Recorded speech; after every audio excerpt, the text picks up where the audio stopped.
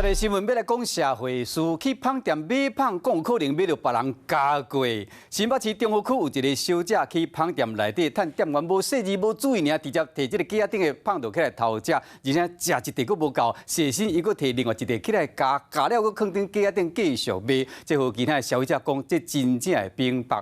针对这件代志，头家讲，这已经毋是头一摆啊，已经报警处理。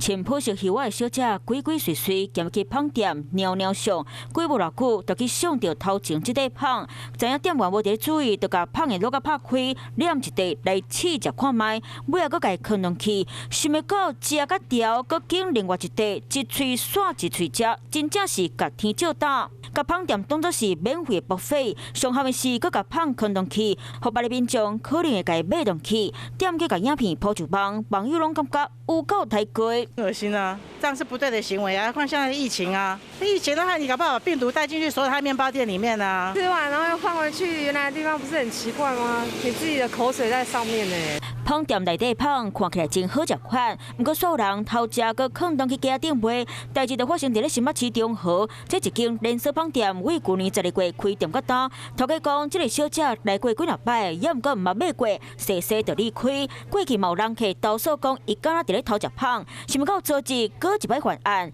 店家嘛随报警处理。行为可能涉及是刑法第320条的窃盗罪嫌哦。那窃盗罪嫌最高可是5年以下的有期徒刑、拘役以及50万元以下的罚金哦。这个小姐过去都有接到前科，捌伫咧新北市北京店家偷食过饼含松饼，来这摆偷食，搁甲芳放倒去架顶，毋若互别个人客可能食到伊的喙烂，店家的名声嘛可能臭臭去。